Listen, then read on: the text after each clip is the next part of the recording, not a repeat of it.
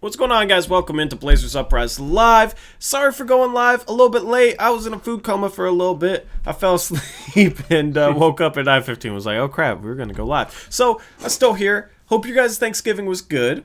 Hope you guys, are full and all that.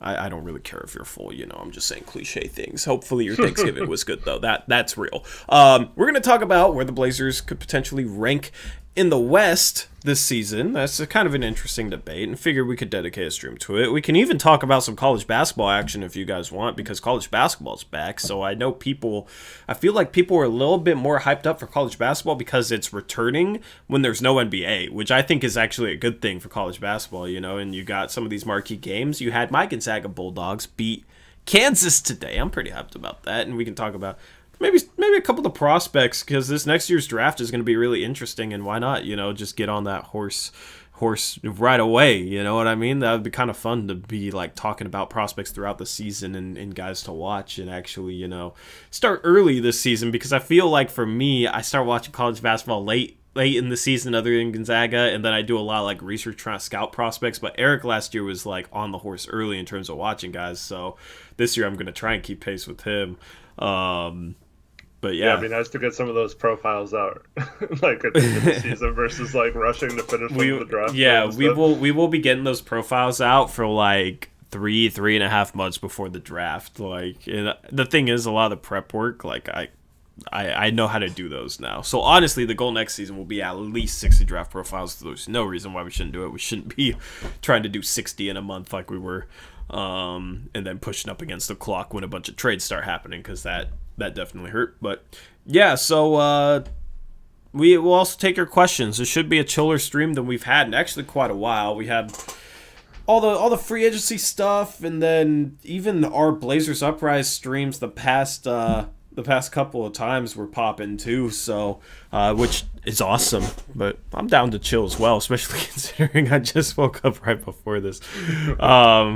Yeah. So how was your guys' Thanksgiving? Let me know in the chat.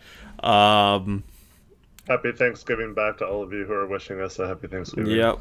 Yeah, I had a good Thanksgiving because Gonzaga won. I got good food. My fantasy team is popping off right now. So I've had a pretty good Thanksgiving. How was yours? Yeah, it wasn't bad. Just hung out at home with the family. My wife made a nice Thanksgiving dinner. And a lot more chill, huh? Been super chill, yep. Yeah. Which is kind of cool, but kind of, doesn't feel right with how chill it was. Yeah, I also bought a car a couple of days ago, so I'm still enjoying that, man. It's been a good week so far. It's been a good couple of weeks. It was a good week last week. Free agency, Blazers had a decent off season. You're seeing a bunch of experts and analysts rave about our off season, which is just extremely weird to see, because normally we don't see that type of stuff. But you're seeing a bunch of people say that we had the best off season. I don't know if I'd go that far, but I here's the thing. I told you guys we were set up in a strong position headed into this offseason, right? It's almost like these experts didn't have any idea what our offseason situation was, and now we're looking at it like, oh wow, they got Rocco, they got Canner for nothing, they signed an MLE guy, Derrick Jones Jr., he brings them defense, Melo re-signed, Giles. Okay, Giles was a shocking signing just to take a flyer on that guy. You know what I mean? But I told you guys, we were in a strong position going into this offseason, maybe the strongest position we've ever been. So it's no surprise to me that Olshey yielded this stuff. So I don't know. It's almost like it's a surprise to everybody else, though. Yeah, I think the only real surprise to me was Rocco, because I didn't think going into this offseason that Houston was going to blow it up kind of blow it up, and now maybe try to salvage it. I don't know what they're doing, but I didn't think after they gave up so much for him last year that he would just be readily available before they even knew what they were going to do with Westbrook and Harden. Mm-hmm. So that trade kind of set the stage. We talked about this several times where there was no excuse for this team not being at least 9 deep with a very solid, all 9 of those guys being pretty good players. And worst case scenario, you run it back with Whiteside and Melo, and you are pretty much 9 deep that way. And then you add someone with the mid-level exception and all that. So that was like the baseline for like the minimum he could do this offseason. So the fact that he not only did retain Melo, I feel like he improved our bench center position going from Whiteside to Cantor. Even if Cantor's not necessarily a better player on paper than Whiteside, I feel like he's a much better fit for that role. Yeah. And even Giles too. Yeah, and then you got Giles and Collins, who now doesn't have to be playing the 4. If we don't need him at that position, he can be the backup center if no one else works out. So there's lots of opportunities to do stuff. So, yeah. We legitimately have 4 setters, bro. Last year it was like we had Whiteside and Scal. Like, Scal was kind of a 4-5. Like, Scal was our backup center behind Whiteside. Well, Whiteside got hurt. Like, Scal was hurt for stretches, and Whiteside was hurt. There was times we had no centers. There was times we had to play Tolliver at center. There was times we only had one center. It was like Scal or Whiteside. Right now, we got 4 centers. You could have Nurkic and Cantor get hurt, like, assuming, once Collins is healthy. You could have Nurkic and Cantor, like, get hurt, nicked up, whatever, and rest them for a game. And they'd still be fine at the center position. Like, you'd be able to start Collins or Giles and have the other one come off the bench, and they'd be fine. And if you wanted to, you could run some Rocco out there as a small ball 5, and he's a better small ball 5 than like a Tolliver or a Hazonia was, so we are completely covered. So our depth at that position is phenomenal, but, I mean, I was saying this, I made a video. I remember making this video, so I went and looked it up. On April 27th this year, I titled a mailbag, "Our bench should be really good next season." I titled it that, and I was telling you guys, our bench is going to be good. Like, unless Boucher completely screws up the offseason, our bench is going to be really good. And you have just a phenomenal bench. I didn't think, like, our 11th men, 10th, 11th, 12th men would be this good, but, because it was like, okay, Melo will probably leave. I didn't expect the Giles, but I expected a really good bench, and that's what we got here.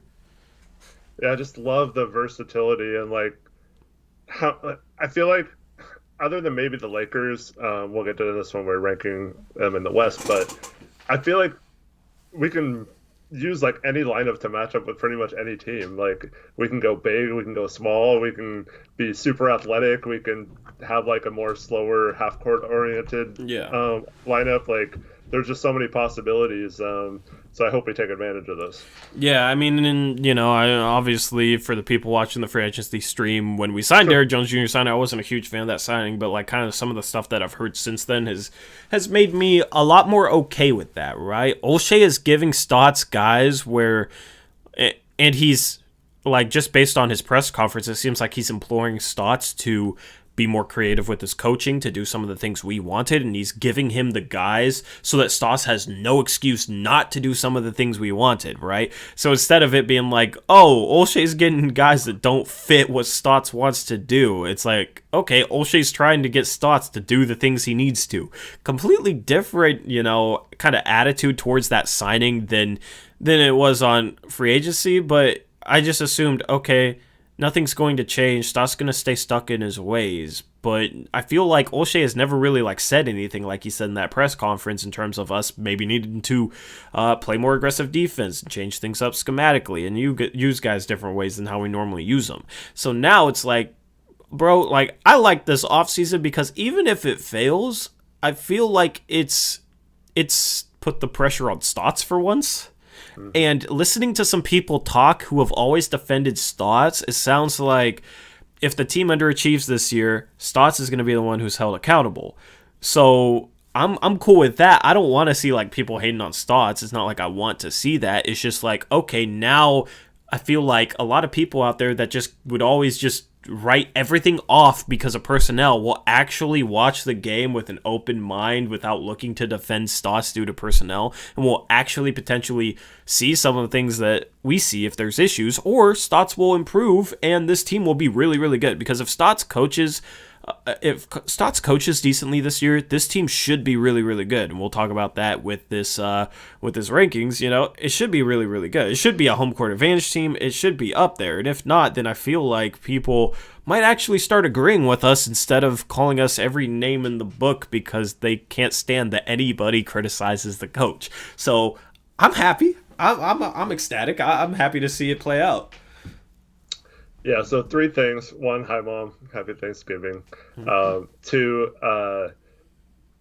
along the coaching thing. So I want to sit here with you saying we were wrong about Stotts. Like he actually adjusted this year. It doesn't mean We we were wouldn't be wrong wrong. We wouldn't be previous years wrong because we were necessarily, right though. about him in previous years. We would be. Would we be wrong though?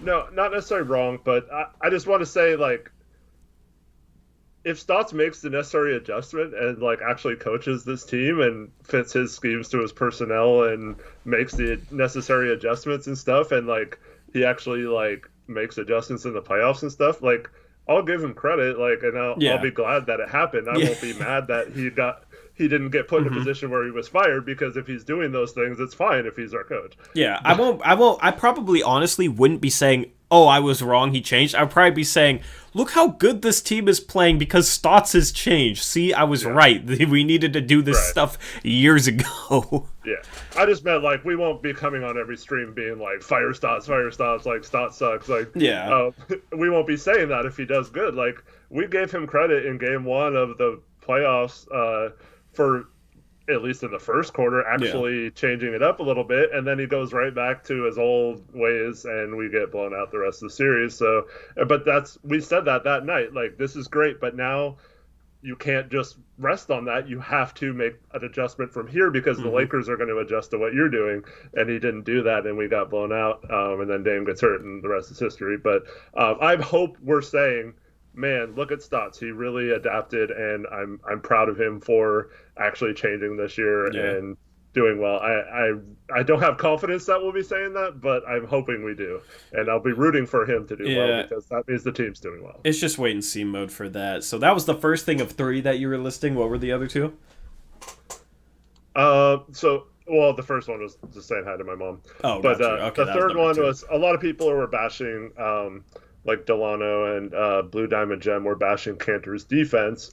And I will agree that Cantor is a really poor defender, but he was actually a serviceable defender and not someone that was unplayable when he was in Stotts' drop scheme, because he's not really a good rim protector, but like the way we had him, drop a little bit, like he's smart enough to be in the right position, even if he's not getting block shots or whatever. And he's a terrific rebounder. So like offensive rebounding wasn't the problem either when he was in the game for the most part, until he hurt his shoulder, and then it was kind of hard for him. But I felt like defensively, he played the best couple months of his career when he was in Portland. So that gives me faith that as a backup center, he'll be fine there. It's not ideal. It's not like he's gonna like shut someone down, but like he was at least adequate enough to be playing in a game. Yeah, but and here's the thing.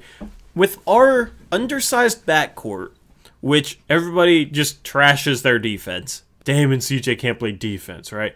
We made the Western Conference Finals with Enes Kanter as our starting center with one arm, who's like not a good defender, but like we were still productive enough, and his defense was like good enough to get us to the Western Conference Finals. You know what I mean? Even when he was paired with Dame and CJ. Thing is, he's not going to be paired with Dame and CJ a whole lot with both those guys on the floor. He's going to be paired with like a Dame and a Gary Trent Jr. or a CJ and a Gary Trent Jr., which is a better defensive backcourt than he was paired with when he was the starting center in that Western Conference Finals run. He's going to be paired with lineups that, mid-season he could potentially be on the floor at the same time as like a Gary Trent Jr., a Derek Jones Jr., and a Zach Collins. Our defense is going to be fine with that lineup, especially against bench lineups too. It's not going to be as glaring against bench lineups. I would rather have I would like to have a good rim protective backup center, but people are his defense isn't going to be as bad here as people are acting, and it's not going to be something that we can't deal with and make him productive in our in our system. Yeah, and also during the playoffs, he played really well with Collins and with Hood. So we already know that those lineups work, and not much has changed in the last year and a half, other than obviously Hood's injury could make him less of a player. But other than that, I mean, Dame's maybe even better than he was, which is crazy. And yeah, I just don't think it's going to be a huge problem. And if it is, you play Collins more at the backup center, or you give Giles a shot, or you play Cantor a little less, or whatever. But I don't think it's going to be a problem. Kyle Wilson also mentions he was fasting as well, which is also true. But Yeah.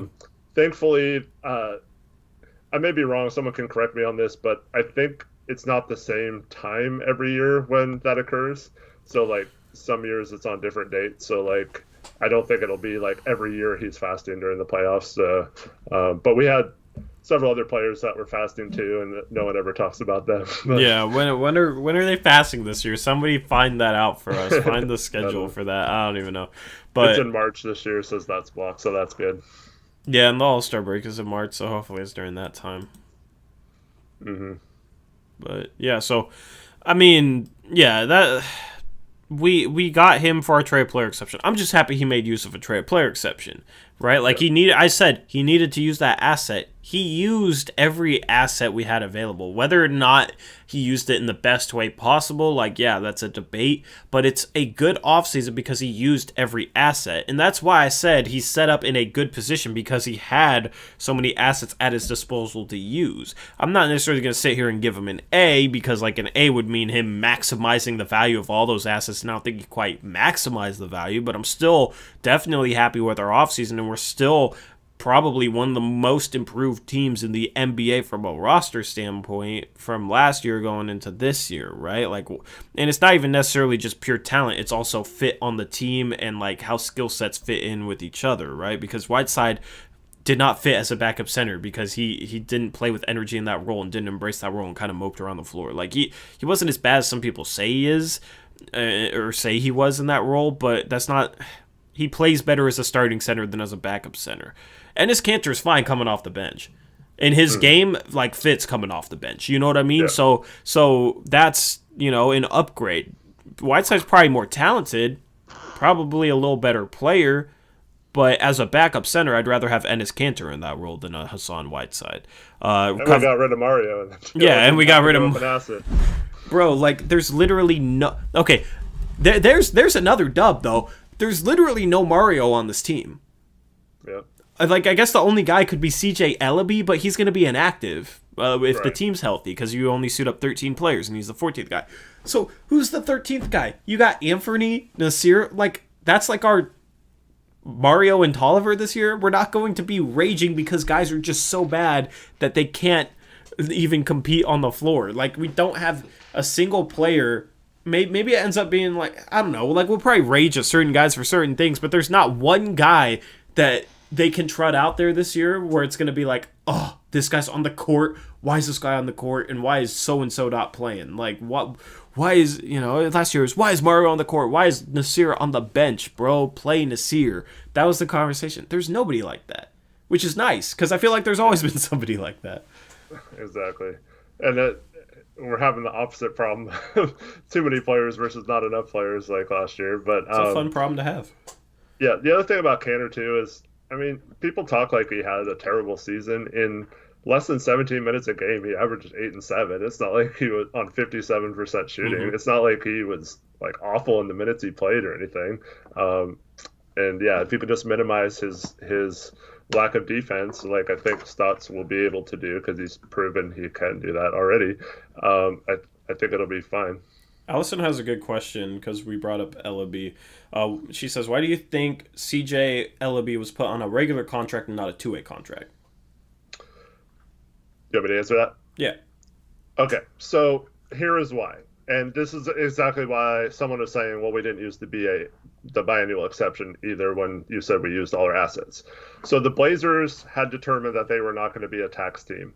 And to do that, they could sign, if they used the full mid-level exception, after the trade for Cantor and Robert Covington, they had exactly enough room for 2 veteran minimum contracts and 1 like rookie contract, basically. Yeah. So the fact that we drafted Ellaby means that he was first in line to get that rookie contract over an undrafted rookie that would have been brought in the team, because anyone who's not a rookie would make more than that $898,000 that Ellaby made.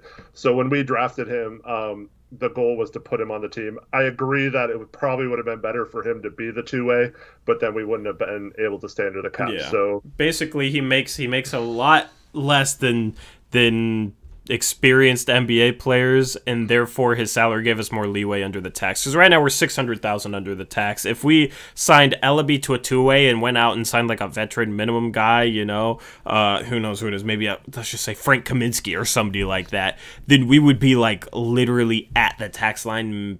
I think we'd be 100,000 over because Giles and Melo count 1.6 something million against the cap, and he counts like basically 900,000. So that's 700,000. We're 600,000 under. Yeah. So, but some players have incentives in their contracts that can bump their contracts up a little bit. You want like a little bit more leeway than 100,000 below the tax. So, yeah, and well, that was 100,000 over, not under. Oh, it was over. Okay, yeah. Yeah. So it would have been slightly over. But when I looked at the stuff and Olshay's number matches mine, it was with everyone reaching their incentives. So that's what you want to plan for. And then if they don't reach the incentives, then you have a little bit more wiggle room. Mm-hmm. I think the only one with even an incentive that matters really is Nurk.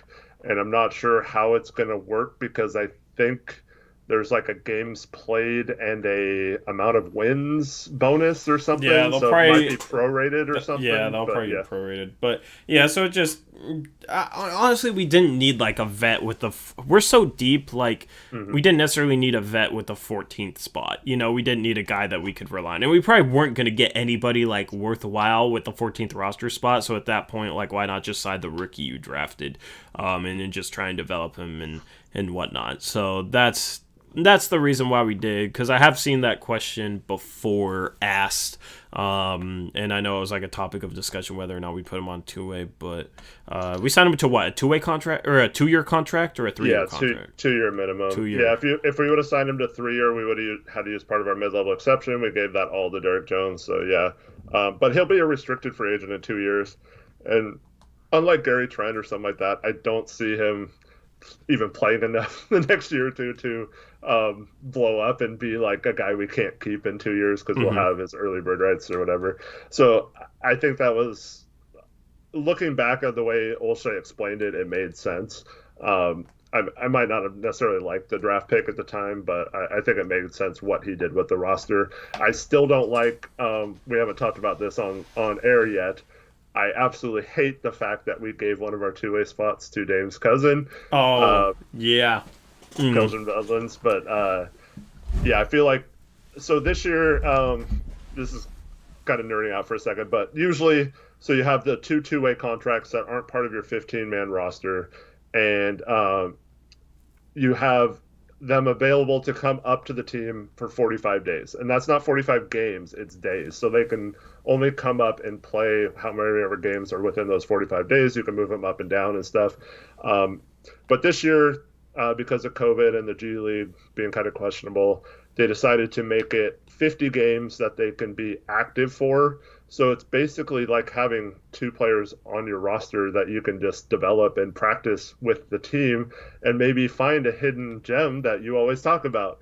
Finding guys around the fringes, or like a Duncan Robinson, or even an Alex Caruso who was on a two-way with the Lakers a couple years ago and is now playing minutes for them in the finals and stuff like that. There are ways to find rotational players. There's, I can list like 30 players over the last year or two that have ended up signing a contract and been a rotational player that started off as a two-way. But I felt like we just wasted an opportunity because those two players could have practiced the entire year. There's no day limit, so they could have been in our system, learning our system. They're not going to play that much, so you might have been able to hide them if they like were blowing up in practice and kind of sign them for cheap next year. And also, guys you signed to two ways, you have rights to re-sign them. It's there's a lot of controversy over that with agents and stuff, how if they sign a two-way, they're kind of screwed the next year if they're offered a qualifying offer because they're kind of stuck with that team. But I just like the opportunity to basically take a chance on two young rookies and see what we can do, or bring back a Jalen Horde who was a rookie last year. which we might still do. But I felt like using that position on someone else was a waste because, like, everyone's saying, well, it was meant to keep Dame happy, but like Dame's happy already. He always says he's happy. He's fine with Portland. He's loyal to Portland. Like, we didn't need to sign Dame's cousin to make him happy. And if he wanted to, or if he thought that like signing his cousin like helps his team, I don't think Dame would think that way. Like, I think he would want some guy that potentially could help him out in the future. Yeah. I don't get it. Like, we didn't need to keep him happy. This isn't a honest situation. And we went out and signed a guy who averaged 4 points per game on 26% shooting from the field. The 3-point, yeah. Oh, was that 3-point? Yeah, I think it was 26.7 from 3-point or something like that, and it was like 38% from the field or something like that. Yeah, man, that's he's not. If he wasn't Dame's cousin, we wouldn't sign him to the spot. Let me just say that. Right? Yeah. Makes me wish I was Dame's cousin. That was, but like we gave him a chance last year. We had him on the summer league team. He didn't do anything in summer league. But yeah, it's like people are saying like, what does it matter? What does it matter? Well, this is like they weren't going to play anyway. So why even sign? Why do you guys even care who they sign with it? Because they literally wouldn't get any playing time. But that goes against everything when you're trying to develop players. You have 2 free chances for your scouting department to locate a guy. You think the Miami Heat are wasting these 2 opportunities? Watch who they sign. I guarantee in a couple of years, those 2 guys will be like a rotational level player or at least a good bench piece on a team. Duncan Robinson was a 2-way guy last year. Yep. Look at him now. Like, yeah, use that asset to its fullest potential and get a guy who could potentially help you in a year, right? You don't expect them to, but they can. Like, there's like a list out there of notable 2-way guys that have become rotation players. Lou Dort for the Thunder was on a 2-way contract last year, and he was playing minutes for them in the playoffs. Like, I don't like it either. People downplaying it. It's like, yeah, probably not going to play much, if at all, but in case, with this pandemic, in case stuff hits the fan and we have an outbreak or something and don't have our full team, it'd be nice to have somebody that's ready to play. Also, it'd be nice to have somebody that could potentially develop into somebody useful in the future, because I'd love to have Duncan Robinson. You know how amazing it would be to have Duncan Robinson on our team? But, like, not signing him to a 2-way wasn't a big deal last year, right? Because it's just a 2-way. But now he's legitimately a role player on another team. Like, and he could be used in a trade. Like, if we had a Duncan Robinson, if we had signed him to a 2-way a couple years ago and he developed the same way as he did in Miami and Portland, like, we could have used him in the Covington trade and probably saved a future first. Or, used him in a different trade to get something, right? Like, that's the thing, is yes, it's only a 2-way, but it can end up being very valuable in the future if you get the right guy on a 2-way. So it's people that downplay it as being just a 2-way, I feel like are just being short-sighted and not really realizing, 2-way players can become legit NBA players that only got a shot in the NBA because they got a 2-way contract. I don't think Duncan Robinson would be in the NBA right now if he did not get that 2-way contract and get developed because of that 2-way contract. And here we go with chat. So Javo and a couple other people. Oh, that's an anomaly. That's the exception. You got some other names? I say BS to that. Well, first of all, how many undrafted players got signed to actual contracts, not 2-way contracts? Not many, right? Yeah. Yeah. Yeah, only maybe a couple. So you're talking about basically most years, anyone who's undrafted nowadays doesn't get an actual NBA contract right away. They usually get a 2-way contract. So like you brought up Lou Dort last year. And then so like basically anyone who was undrafted through the history of the NBA would have been you would have had a chance to sign to a 2-way. So like Christian Wood, Fred VanVleet, Wes Matthews, like a number of undrafted guys. Yeah. Robert Covington. Yeah. Robert Covington would have been on a 2-way. Yeah, Bull. Everybody loves Bull. He's on a 2-way contract. Like, Derek Jones Jr. was on a 2-way contract with Phoenix. Mm-hmm. So yeah. And okay, so here's what I'd say. Okay, let's say we play devil's advocate, and you guys are right. It's an anomaly, and you have like a 2 to 5% chance of finding a rotational player, versus 0% for signing Dave's cousin. I would take the 2 to 5% chance, and if he isn't good, then you just you move on to someone else and take a chance next year. And my yeah, go ahead. Well, my frustration, I keep talking about keyboard cord. My frustration is that Olshey, like, one of my biggest knocks on him has been he doesn't work well around the fringes of the roster. He doesn't like turn two-way guys into anything. He doesn't like sign guys. He doesn't 1%, dude. Come on, Rusky. Yeah, I mean, like, we literally just named a number of guys, man. Like, bro, like, you don't know. I feel like, okay, Ruski, how many guys on two-way contracts do you know? Like, me and Eric are nerds, so we know guys on two-way contracts. There's guys that are performing now that people forget were on two-way contracts, man. It's not 0.1. So I guess it's just something you gotta trust us on. But yeah, it's not 0.1. Like, and you can do the research, man. It's not 0.1. Yes, it's more likely for them to flame out, but it's not like some negligible chance at all, man. Kendrick Nunn was on a two-way, right? And if you want to, there's another one. If you want to mention that Miami Heat has a good development, this is exactly our point. If you have a good scouting department and you research those players, you find them, and then you develop those prospects, that's what we're talking about. They're using these avenues to the best of their ability. Why waste these two avenues? It's 2 free roster spots that can practice with the team. There's no way you shouldn't be identifying 2 players that you think you can. And if you have a good scouting department, there is a ton of players that went undrafted. You should be able to locate 2 players and say, hey, let's give these 2 a shot and see what they can do in our system, learning behind.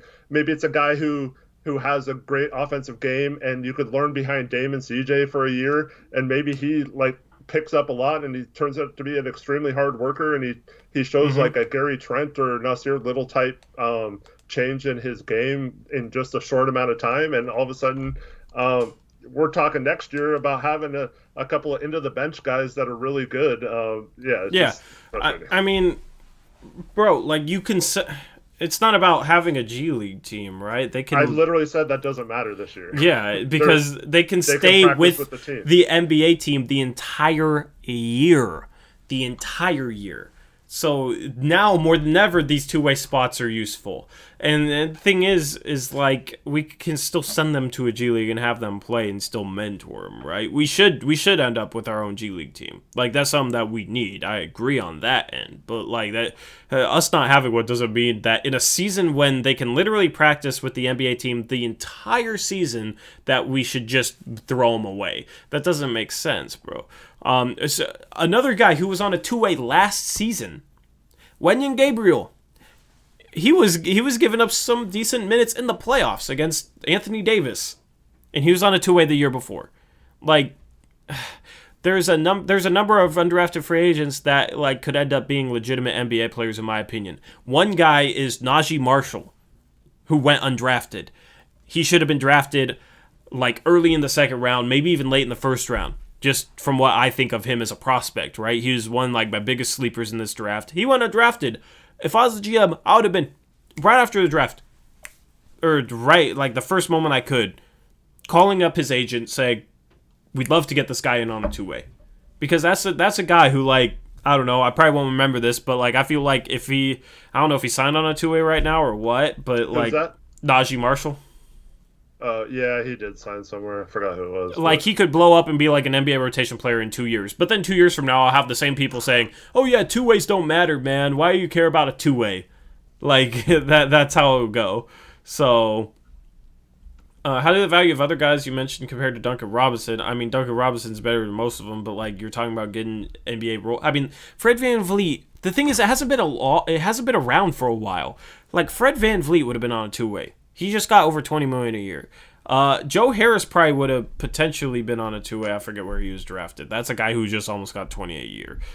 Jeremy Grant was drafted in the second round, and he probably wouldn't have been, but he would have been close. Christian Wood would have been on a two-way. He just got $13 million a year. You can name a number of guys that would have been on a two-way contract that are now legitimate NBA role players. So, and Wavo, I ain't gonna argue with you on draft prospects because I know I watch a lot more than you.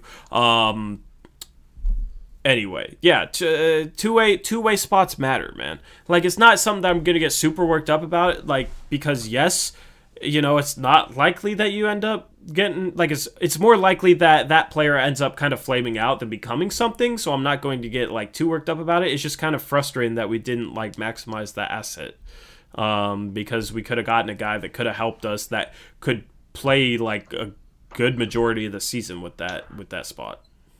I'm trying to find it. I literally listed like 50 guys when we signed Blevins, and I can't find it right now, but it was in the group chat, so it's hard to scroll back and find it. But yeah, it's just frustrating that. Yeah, it just gets more frustrating when people are like, bro, they never amount to anything. 0.1% chance they ever become a role player. It's like, no, that's not true.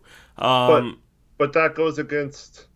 I mean, if you're an NBA team, and you're basically saying, because I mean, honestly, Portland's been, a few years ago we didn't even have anyone on a two-way, and we just got kind of let it go away and waste them, and now we're wasting them on another player that has absolutely no chance of making the NBA. So like, yeah, I understand we don't have a G League thing, so it's like I kind of get that, but we're up against the tax line.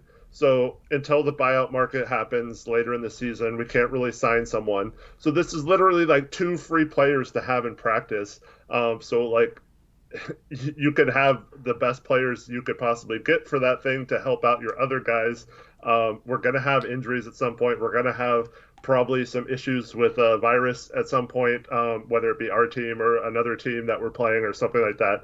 So like it doesn't hurt anything to have an extra 2 guys on the roster that could actually play if we need them to. This guy, it would be devastating if we have to put him in an actual NBA game. Yeah. So I want to keep Jalen Horde. I like Jalen Horde. Yeah. I like Jalen Horde. I hope he signs with that other two-way. And if not, I hope it's somebody worthwhile. But honestly, most of the worthwhile potential two-way signings have already signed two-ways. So I want to keep Jalen Horde. Because I like his game, honestly. So, I mean, hopefully we use the other one properly. It's just, yeah, it just kind of sucks. But, I mean, oh well, I guess. Yeah, just kind of curious as to, like, what Olshay's thinking was on that. Like, did he really feel like he needed to do that for Dame? Because I don't think I would have felt like I needed to do that for Dame if I was in his position, so. Well, also, Dame signed for, like, at least 5 more years, so. Yeah. It's not like... I gotta move. I left my damn Jesus box behind the camera, and it's literally giving me OCD issues right now. Chris Boucher was another two-way guy.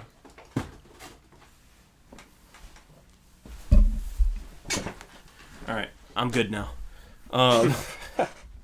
But yeah, Garrison Matthews played well for the. Oh, Garrison Matthews was legit. Yeah, Chris Boucher just got like a 2-year, $15 million contract or something like that. From maybe it wasn't that much, like $13 million from the Raptors. Like we mentioned, Bol was on a two-way last year. But these are just guys from last year. Yeah. So, yeah, Wavo, okay. Let's talk about rankings. Okay. Western rankings. Where do you think the Blazers rank in the West? I am going to say they are, on paper, either third or fourth. I think they're interchangeable maybe with the Nuggets for that third, fourth range. I think the LA teams are better on paper than us. I don't know how the shortened season and the load management will come into play here. That could be a factor. And also, the Clippers' mindset after completely melting down in the playoffs. But yeah, I would be surprised if they are not fighting with Denver for that third seed. Yeah, I think they're better than Denver on paper, right? Yeah. Dame's better than Jokic. Yeah, I kind of hate when people do this, but it's great. Dame's better than Jokic. Murray's a little bit better than CJ, but I'd rather have Dame and CJ over Murray and Jokic, right? I don't know if other people feel that way, but I'd rather have that. And then Nurkic is better than any third guy they got. Our team is deeper than their team. Their team got their team depth. They lost depth. Our team is deeper. Our team has a better top 3 players. Our team, Rocco is as good as any of their. Rocco's as good as their 4th best player, whoever you think it is, in my opinion. I don't know. Just like across the board, I think this roster is better than Denver's. Not by a whole lot, but I think, honestly, I have to put them above Denver. Now, maybe this team doesn't gel, or maybe Robert Covington doesn't shoot super well from 3, and that kind of hurts our spacing and hurts a number of things. There's a number of things that could put Denver above us, but on paper, just overall, talent, fit, all that, I think we are better than Denver for sure. I think we're the third. I think we're the third best team in the West, honestly, which is crazy to say. But honestly, I'm kind of worried about Houston. If they that's who I was thinking too. If they got Christian Wood and if Cousins is healthy, yeah, Houston could be a problem. Believe it or not, that's a team that's more of a wild card. They lost Rocco, which hurts, but they still have PJ Tucker there. I guess PJ Tucker is going to play the 4 and Cousins going to come off the bench. I don't know. But, Christian Wood, if he, plays how he did after the trade deadline last year, that's a legit 3rd star. He would legitimately probably be the 2nd best player on their team over Westbrook. Granted, all the fit issues and stuff, but I don't think Houston's any worse than they were last year. If they have any injuries, they're going to be like us last year, where they just don't have the depth to be up there. But as long as their main 4 or 5 guys stay healthy, I think they could be good. Here's how I'd tier it. Here's how I would tier the rankings in the West. Top tier is the Lakers, obviously. Ugh. 2nd tier is the Clippers. 3rd tier is the Blazers, Nuggets, Rockets at this point. And everyone in chat is saying the Mavs. So let's just get something straight. The Mavs were the 7th seed last year. I understand they had a big come up last year from where they were, but Porzingis is going to miss at least a month of the season, and they lost Seth Curry, who was a great fit for them. Obviously Jason Richardson's better for them defensively, but he's a lot worse shooter. So I don't think they have a very good shooting around Doncic, at least until Porzingis gets back. I think they're being really overrated. Yeah, I don't know. Do we really think Luka's going to be that much better than he was last season? Do we really think Porzingis is going to be that much better than he was last season? I feel okay, Luka's young, but at a certain point you get so good at a young age that's hard to really improve, is the worse you are at something, I feel the faster you'll improve at it, the easier you will improve at it. He'll probably be a little bit better. His 3-point shooting could use some improvement and whatnot if he improves that, but he's not going to be he's not going to take the same jump he did last year. Porzingis, I feel is kind of starting to enter his prime. I don't know how old he is, but I feel Porzingis is he is who he is, right? He is, let me look. He's 25 years old, right? So it kind of is what he is. Other than that, yeah, I don't like getting rid of Seth Curry. Seth Curry was huge for them. A perfect fit next to Luka. And they got Josh Richardson. I'm not super high on that. They're not going to have the top offense in the league again this year, in my opinion. They might take a little bit of a jump just because Luka improves a bit and maybe Porzingis improves slightly. But in terms of their roster construction, I don't think their roster is better. So literally the only way they're going to improve from that 7th seed is by having a guy who's already really, really good, taking a big jump. And I just don't see Luka taking some big jump. So honestly, I would put in tier 4 Dallas, Utah, and Utah maybe is teetering into tier 3. Utah's always generally underrated, but Dallas, Utah, Phoenix, and maybe Golden State. Maybe. but I have a hard time putting Golden State there. That's tier 4. Those are teams like 6th through 8th. 3rd through 5th in the West, I have like Portland, Denver, Houston right now. First, I have the Lakers. Second, I have the Clippers. Some people are saying that the Blazers might be better than the Clippers, and I don't know, man. That's a hard one for me. I don't think they're better than the Clippers. I want Definitely to say not they're on better than the paper. Clippers. The only way I could say that is if it's obvious that they have a hangover from how last season ended, and Paul George just goes from being this great two-way player to all of a sudden still can't shoot. And yeah, this isn't saying how they'll do in the playoffs, because I think a lot of I actually thought they had the best chance of beating the Lakers out of all the teams last year, until they choked away their chance to even attempt to do that. So yeah, if Paul George all of a sudden shoots like 34% from three or something over the year, they're not going to be as scary as they could have been. I mean, but adding Ibaka was a huge. Oh yeah, that saved their offseason. That saved their offseason, bro. Because like losing Harrell was going to be a mega loss, and they brought back Ibaka. Like they didn't get worse. I think they might have gotten a little bit better because you lost Harrell and you replaced him with Ibaka. That's a better fit. You lost Landry Shamet and replaced him with Luke Kennard. That's an upgrade. So they're a little bit better on paper than they were, just in terms of fit and talent. They're a little bit better. I don't think the Blazers are quite at their level. That's why I had the Clippers in tier 2 all by themselves. The Clippers might be closer to the Lakers tier than like the tier with the Blazers, Rockets, and those people. Like, yes, they botched that playoff series last year, but I feel like people are using that, are overblowing that in terms of like how good the Clippers will be this year. I will say though that if we see the necessary adjustments with our personnel, I feel like defensively, because that was a problem. We didn't have anyone that could really guard Kawhi and PG last year.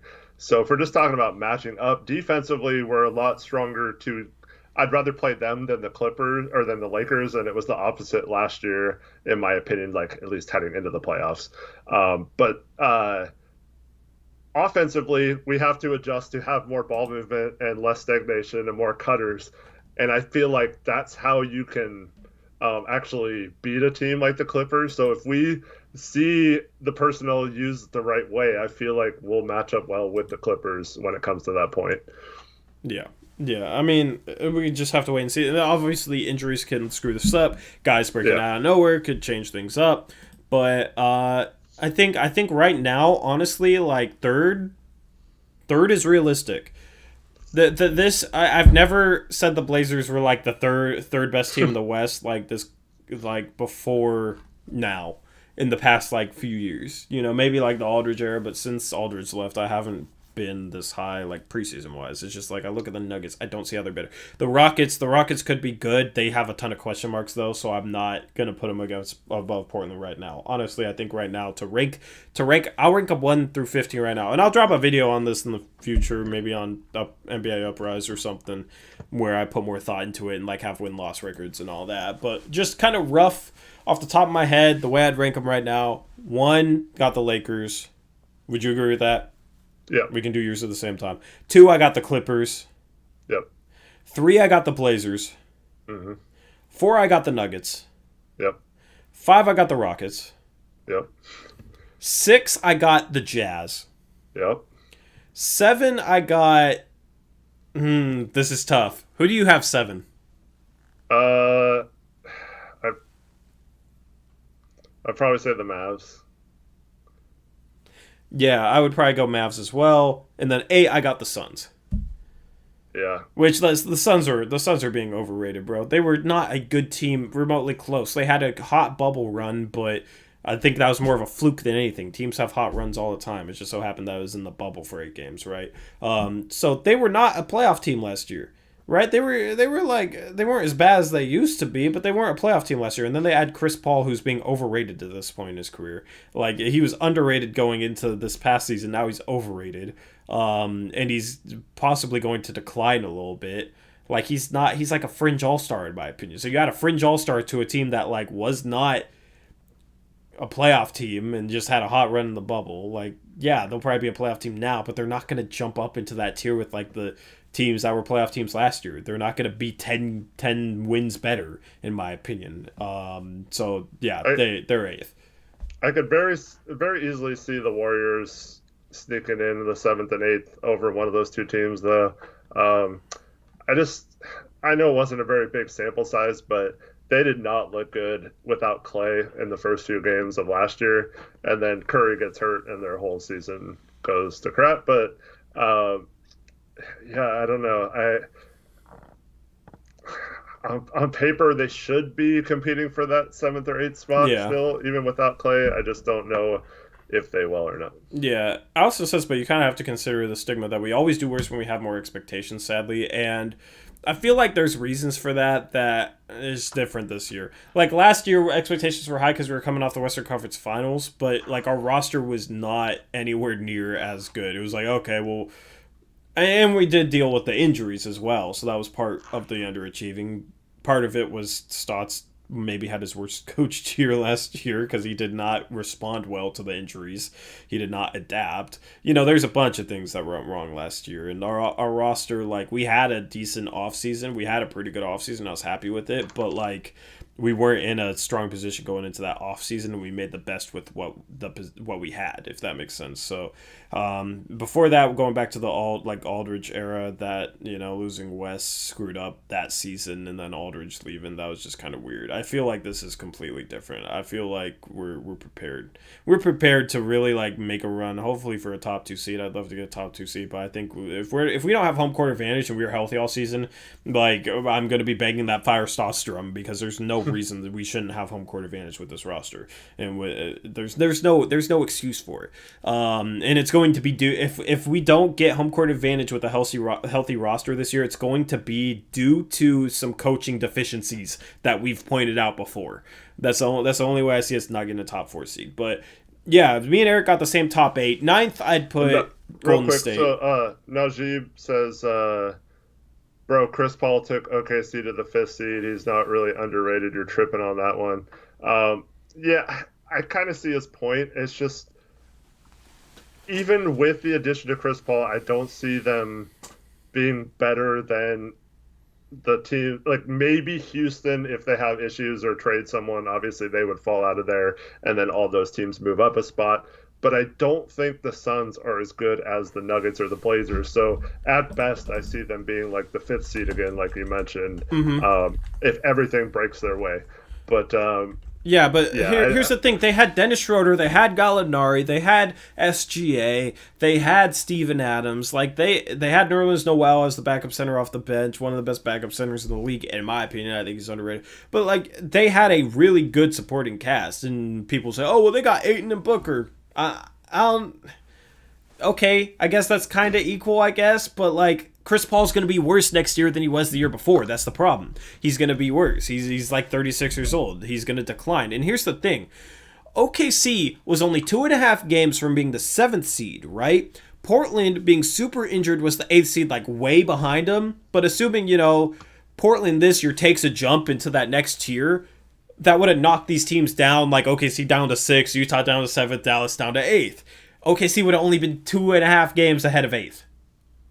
So that's the thing. It's just like, it's not that outlandish, man. Like, OKC was 44-28 over, how many games was that? That's 72 games. I could see 44-28 being pretty close to the 8th seed this year. Phoenix, I expect to maybe win around 39, 40 games. I don't think they're quite as good as that Thunder team. I think Chris Paul will take a step back a little bit. Well, the only thing I will say to that is, like, unlike what we just talked about with the Mavs, because, like, Ayton and Mikal Bridges, players like that, Cameron Johnson, still have a chance to improve a little bit.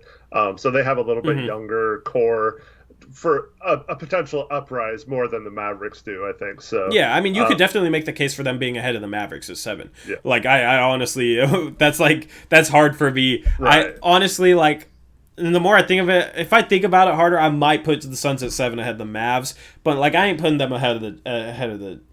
I'm not gonna put them ahead of the Utah. Yeah. Utah's consistently underrated going into the season. They're consistently like a 5 seed. So they're underrated again going into this next season. I just think Phoenix is overrated. They were literally a lottery team that added a 36-year-old. He's 36 now, right? Maybe 35. Like he's like a 36-year-old point guard. I know he's Chris Paul, but like he's 36, so he's declining. And that's like they added him. They had Jay Crowder, who I think is wildly overrated. Jay Crowder literally is like a 33% three-point shooter. He can defend, but like he's literally just a 33% three-point shooter. And they lost Aaron Baines, like, meh. He's 35. Yeah, like. Okay, so who do you have ninth? Ninth, I got Golden State. And Golden State, it's going to be interesting to watch Golden State because they do have like a decent roster around Steph. So like I could see them potentially like being a 7 seed, maybe even being a 6 seed. I don't know. It's weird with Golden State because you do have like their starting line is probably going to be Steph, Wiggins, Kelly Oubre, Draymond Green, James Wiseman, right? The problem is you have a lot of guys who have never really accomplished anything in the NBA before. The shooting with that lineup is awful. Like, it's going to be hard for them to play the Golden State way. Yeah. So it's like, okay, so literally you could probably, I don't know, man. Like, Kelly Oubre shot decently last year, but I'm not super high on his shooting just because he struggled in years prior to that. I need to see it for a longer period of time. I need to know last year wasn't just an aberration. I mean, Phoenix played better without Kelly Oubre in the bubble than they did with Kelly Oubre during the regular season. You know, Kelly Oubre has some question marks. Like I think his defense is overrated. He has some question marks about how much he helps the team win. Okay, that's the thing. It's like Wiggins has never consistently helped a team win. Kelly Oubre has never consistently helped a team win. James Wiseman is a rookie. Draymond Green playing with only Steph and like some guys that can't shoot isn't the best fit. Off their bench, they got Kent Bazemore. Like, he was okay in Sacramento, but we saw how awful he was for us last season. They also got... Who else do they got off their bench now? Because I'm blanking on some of the names. I know they added... Did you say Paschal? Paschal is solid, but not a good defender at all. They got Looney. Chris. I'd rather have Giles over those guys. They still have Looney. I'd rather have Giles over those guys. Like, Lee. They signed Brad Wanamaker. It's okay. It's just meh. Their bench is just very, very meh. Their starting lineup, I don't think, is that good. Like, they have some flashy, big-name pieces that I feel like they might get overrated because of that, because people know who Kelly Oubre is. People know who Andrew Wiggins is. But, like, Andrew Wiggins is not a good fit there. He can't shoot. He's not a good defender. Kelly Oubre's defense is overrated. He's not that good of a defender. His three-point shot is questionable. Like, I don't know, man. If they have one injury to their starting lineup, they're going to be screwed. We have one injury to our starting lineup. Like, if it's not Dame, we're fine. You know what I mean? Like, that's the thing. So it's like... I'm just they could because they got Steph, right? And Steph's amazing, and you know they're coached by Steve Kerr, and it's not like Kelly Oubre sucks or anything. It's Andrew Wiggins, I think, kind of sucks, but James Wiseman might be like one of the best rookies this year. Like, so yeah, they are kind of intriguing, but I have them on the outside looking in right now. With Clay, it'd be completely different. With Clay, I'd probably have him top 4, but like losing, they'd probably Clay, be in that tier with us, maybe even. And two things real quick. So people are saying Poole. And Alex, I think you had a typo. He said Poole can shoot. Actually, Poole can't shoot. He shot like 27.9% from 3 last year. So, yeah, no. Like, I don't know what you're talking about. First piece says the Pelicans got Obi Toppin. No, he went to the Knicks. Yeah, that's right. And then I think it was Pineapple said, like, you think the Warriors are going to be that bad? Okay, let's get something clear here. There are going to be 3, maybe even 4 decent to good teams that in most years will make the playoffs. This is not a knock on any of those teams, the Warriors being bad. There's going to be someone left out of the playoffs that's a good team this year. They'd probably be a couple games over 500 and miss the playoffs. Granted, they'd be in the play-in. So 9th and 10th, we're talking about teams in the play-in. So, yeah, I kind of forget about that. 10th, I would have... either New Orleans or Memphis. I feel like New Orleans is going to be better than Memphis. I think Memphis is going to have a slight regression next year. They had a really easy schedule, and then they didn't have to play all their hard games. They would have kind of fallen off towards the end of the season anyway. And they were 34 and 39. And they didn't really add anyone of note this offseason since they didn't have a high first-round pick. I know they traded and got Desmond Bain. Sorry. And now Hazonia gets to ruin their team. Oh, yeah, they got Hazonia. Did they bring back Tolliver yet? I'll be disappointed if they don't, because they need to deal with that torture, man. And I don't know if Jackson is going to be ready to play at the beginning of the year. I like their roster and their future. I just think they had a nice story last year. I think they're going to take a bit of a step back this year before some of the next offseason they'll have a little bit more cap space and some flexibility to add more players, and I think it'll be better moving forward. But I don't expect them to have a playoff type run in them this year. So I would put New Orleans higher because they made a lot of decent additions this offseason, and I think Steven Adams wasn't a decent addition, though.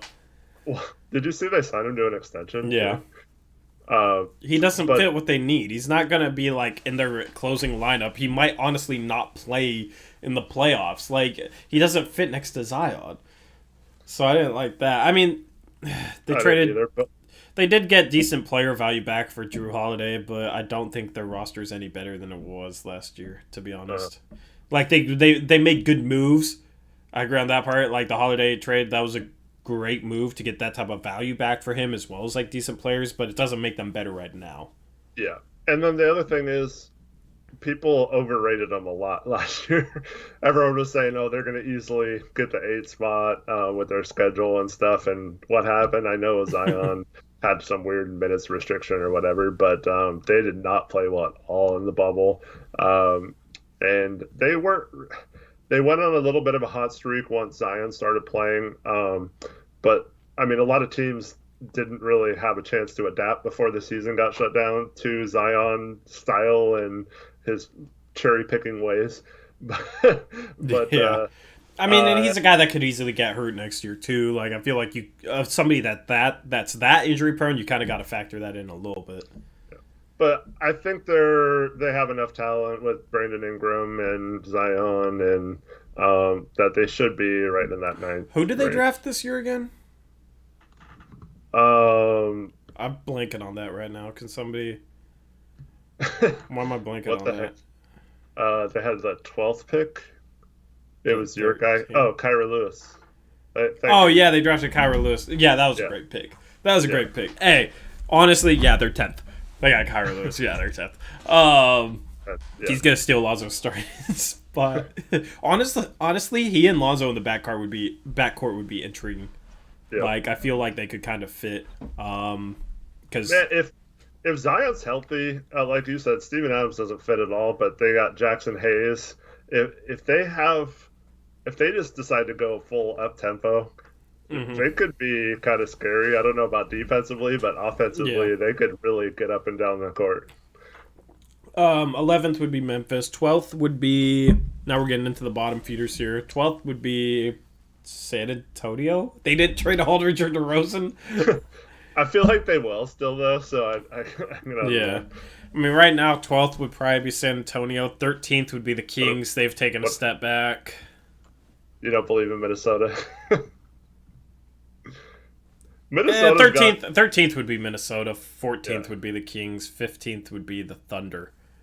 Yeah. The Thunder are like the easiest. Bro, everybody was like, oh, the Thunder are going to suck this year. They're like bottom 2. And the first we called it a podcast at the time, but it basically became this show. It became Blazers Uprise Live. The first show we ever did, it was like over-under bets, which we need to do that again for like a podcast segment. Throw it back, bro, because, bro, we did that the very first. Me and Eric did an in-person pre-film podcast, and that's what we did. And now we could like do it again, but we're just everything is completely a million times better with the channel.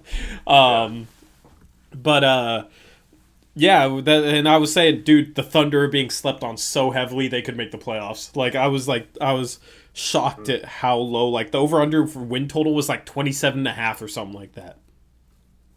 It was crazy low. Maybe it was a little higher than that, but it was just like, dude, they have talent on their roster. You look at it, they got like CP3 and Gallo and SGA and Steven Adams. It's like, why do people think they're going to be bottom 2? I never understood that. That's one thing I love about people when they sleep on the Blazers is because I think the Blazers over-under for wins is 40 this year. And there's 10 less games, but that would be like 41 and 31 and you win. I think they're easily going to beat that. Yeah, I think that's a pretty safe bet. I mean, who knows, but you do got Terry Stotts coaching the team, and we do have a history of injury issues, but yeah, should be fine. But yeah, OKC this year is actually going to suck. They're actually going to be terrible. I'm so happy not to have to listen to their damn fans. They can go brag about their million draft picks all they want. Like, good luck with that. They're going to be bad, bro. So I'm ready for that. I'm ready for them to suck. Yeah, me too. I don't think... Have they made the playoffs every year since they went there? I don't think they made it the first year, but they made it the year after. Yeah. So, but the first year was like, oh, this is the first year we have an NBA team. Who cares? Because they drafted Harden that next year. Yeah, you're right. So ever since their first year, they've made the playoffs every year. So goodbye to OKC fans. Who knows how they're going to handle losing for once. Yeah, so anyway, where do you guys rank the Blazers? Just let me know in chat, because I'm curious where you guys would rank them. I assume we're going to see a lot of thirds. We're going to see some people say first or second. We're going to see some trolls say 15th. I can't put them any higher than 3, but, like, I'd put them 3. Beavis, I'm sorry you had to experience that, man.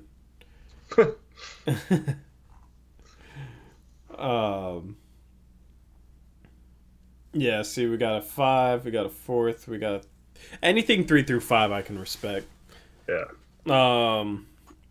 3 through 5 range is pretty safe. I hope we get the 3 seed. Honestly, it'd be awesome to have like the Clippers struggle or something and get the 2 seed, and the Clippers got like the 4th seed. That would give us like the same like Western Conference Finals path, I feel like, that we had. Yeah. You beat Denver in round 2, and then the Lakers and Clippers have to fight each other in the second round. Yeah, that would be the best case scenario in my opinion. Yeah, 100%. But like we get, if we're serious about contending, we gotta face the beasts at some point, and we gotta beat them. You know what I mean? Like, if we really want to contend, we have to beat the Lakers in a playoff series. Who knows? We're better equipped to do that, right? You basically take that team that played the Lakers in the playoffs, and Ariza didn't play, so you basically just add a Covington, healthier Nurk, add a Collins, hopefully, by the end of the season. You add a Rodney Hood, you add a Derrick Jones Jr., you add an Enes Kanter instead of a Assad Whiteside, who's better in that role. You add, Carmelo's still here. Gary Trent Jr., he might be better than he was in that playoff series. He kind of struggled, but, another year under his belt. A better Gary Trent Jr. Maybe a Stotts who actually has figured some things out because Olshey has made him, forced him to. And he's willing to, like, try different things defensively because now he feels like he has the personnel. Now he feels like he can. So maybe an improved version of Stotts.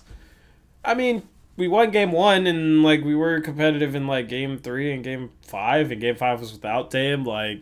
maybe they were coasting. Maybe the Lakers were coasting Game 5. But, you add all that to that team, maybe we could make something happen. You definitely couldn't write us off, which is dope. So, that's what it's going to come down to, and we'll have to wait and see what happens on the trade deadline. So, anything else you want to discuss?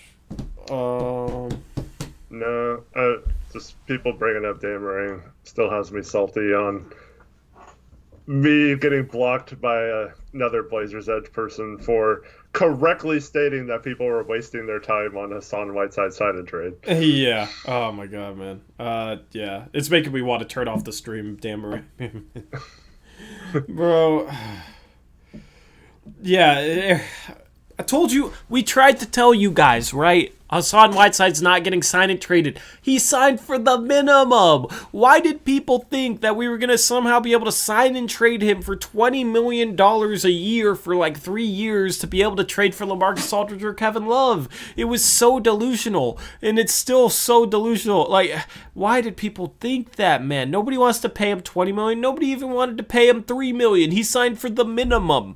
Like, I don't understand. And it's like, this team also didn't want to go in the tax, which we stated. I almost kicked my keyboard off. They didn't want to go into the tax. So like doing that and signing and trading Hassan Whiteside for LaMarcus Aldridge would put us $25 million into the tax. We told you guys they're probably not going to want to go into the tax. We told you guys they're not going to sign and trade Hassan Whiteside. And you had all these media guys saying different stuff, saying that they were. Guys who like know the cap. And you had Eric, it was Griffith, huh? Yep. Eric Griffith blocked Eric because Eric said people are wasting their time if they're thinking that a Hassan Whiteside sign and trade is possible. Which is 100% true. Look, he signed for the minimum. It was never possible. People were wasting their time with that. But you still had these media people out here saying, I still have hope for a Hassan Whiteside sign and trade. Like, oh, I'm really hoping like they could do it. Like, no, they were never going to do it. It was delusional from the start. And we tried to tell you guys. And we tried to prepare the fan base to like, we tried to explain. It ain't going to happen. And some of you guys believed us. If you guys believed us, you were smart. Okay? That's all I'm going to say. Well, so here's the other thing, too. So, in the past, thankfully, Olshey had a good offseason, right? According to most of these people who hate him. Yeah. So, like you mentioned at the top of this show, a lot of those people are now, like, saying positive things about both you and, like, Olshey. And now are going to turn their attention to Stotts if things go bad. We'll see if they keep that throughout the season. Yeah. But those are the type of people who, if Olshey didn't have a good offseason, they would be saying, oh, look, OKC signed and traded Danilo Gallinari, and Denver signed and traded Jeremy Grant, and Olshey couldn't figure out how to sign and trade Whiteside. The difference is those two players signed for $20 million, and teams actually wanted them on their team and didn't want the team they started with to re-sign them. Denver actually offered Jeremy Grant the same amount, and then when they realized that he was going to go to Detroit anyway for some reason, I still don't get that, but like they decided to try and work out a sign and trade for him. So if someone would have been offering Whiteside like $20 million, sure, we could have traded them in a sign and trade, generated a $20 million trade exception or whatever, and like gotten something for him, and we might have only had to give them cash or something. But this is a team that had to trade Scal at the trade deadline last year to save like $2.3 million or something like that. So like they're not going to give like $2 million to a team to create like a $2 million trade exception. And on top of that, you can't even sign and trade when they sign a minimum contract because minimum contracts can only be for 2 years, and you have to sign a third year for a sign and trade. So it wasn't even possible to sign and trade him even for a minimum contracts trade exception. Yeah. So anyway, yeah, and thanks for getting this ranted. Yeah, and then on top of that, so I saw like, well, we could have paid Sacramento to give him a little higher contract, right? Mm-hmm. And that's what people's argument is that like why wouldn't we like talk to Sacramento and try to get him to sign for more than the minimum then? Well, here's the deal. Whiteside would have had to agree to sign for 3 years with the second and third years being team controlled. So basically Whiteside would have been stuck on Sacramento for 3 years at just over the minimum or $3 million a year or whatever.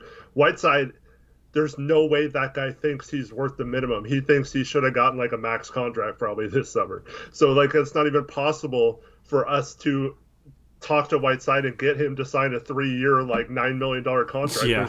There's no way he would do that because he's thinking, okay, Sacramento doesn't have a lot of depth at center. I'm gonna go put up huge stats and next year I'll get paid again. Like that's how he's thinking. Mm-hmm. And that wouldn't have been possible if we signed and trade him because he would have been stuck on a minimum contract or just above for 3 years. And that would have been stupid if you're Whiteside. So no, it was never a chance. the only way it could have happened is if a team really wanted him and was willing to pay him more than the mid-level exception. And that wasn't obviously the case, and it never was going to be the case because people don't value players like that in today's NBA anymore. Yep. Eric speaking facts. And it's again why we should have traded him at the trade deadline to have another chip right now, and we would have had another contract we could have made more trades with. But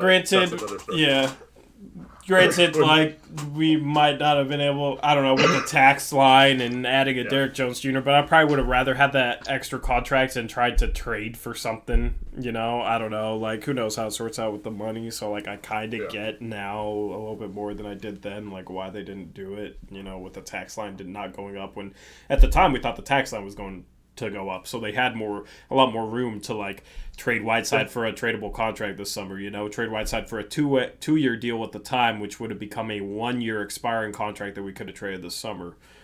But at the trade deadline, they had no clue that the season was about to end. The revenue was going to be cut like way short, you know. So anyway, anything else you want to talk about? Sherman's, that's funny. Whiteside has his best statistical season and got to minimum. Yeah, maybe he'll realize it's not all about stats now. Yeah. But... Oh. Please? No, I was just going to say fun stream. Thanks everyone for tuning in on the holiday. You'll get videos dropped this weekend. I want to do a Harry Giles video. I want to do a video about Rodney Hood re-signing and his recovery. I want to do a video on why you shouldn't give up on Zach Collins yet, because I see a lot of Blazer fans overreacting to him. I want to do a video on CJ Ellaby like in the next week and a half. It's kind of the goal to put out 4 videos like that. Eric will have a mailbag. Do you know when you're going to drop that? Should be some point tomorrow, hopefully. Yeah, drop that tomorrow, and then I can have a quick turnaround and drop one on Monday. So we'll get a couple mailbags, because I know you guys probably have a lot of questions. So videos should be popping over the next like week or so. And then at that point, then it will be like training camp time. So we're gonna have a steady stream of stuff for you guys. Hopefully, you guys enjoy. Other than that, losing Whiteside hurt our 2K rating. That's funny, Caleb. Oh, I know, it's funny, man. His rating is so overrated.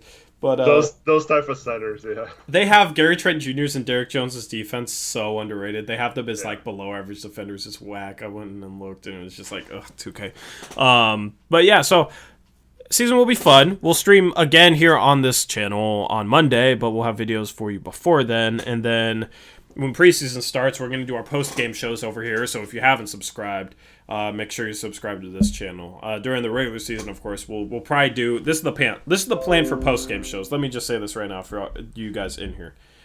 In Javo, I'm not going to make clickbaity content. I am going to keep it real. And honestly, this title is a great title if you want people to click. Trust me, I know what I'm doing, bro. But here's the plan for post-game shows. Post-game shows for the preseason will be on this channel, Blazers Uprise Live. During the regular season, I want to have like the first hour of post-game shows over on the main channel, Blazers Uprise, and then if we want to continue streaming, we'll switch over to this channel and have like our late night edition of the post-game show. That's probably what we'll call it. Blazers Uprise post-game show late night edition or something. I don't know. I'll have like a different thumbnail and whatnot for it. Because generally we like to stream for... Sometimes we'll stream for 2.5 hours, just hang out and have fun and whatnot after games for post-game shows. But streaming for like longer than an hour isn't good for the main channel and how like the videos perform. And I know a lot of people won't click on a stream if it's like 2.5 hours because it's so long.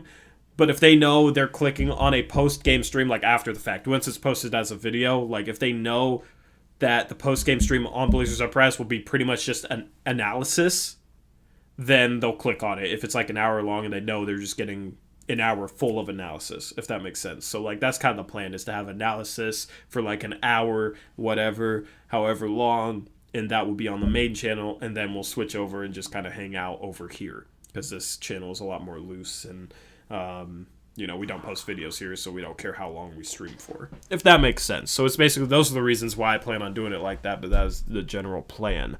And then we will do our, like, these streams will probably go back to being in the middle of the day during the season. So, yeah, I mean, we'll have more information on that, but that is kind of that's coming up, man. We count this down every stream. It's legitimately 2 weeks until preseason starts. It's 2 weeks in a day. So 6 days till the season. Yeah. And, okay, Isaac, you've been really cool playing with you, but you're about to get banned. That's not funny, man. What did you say?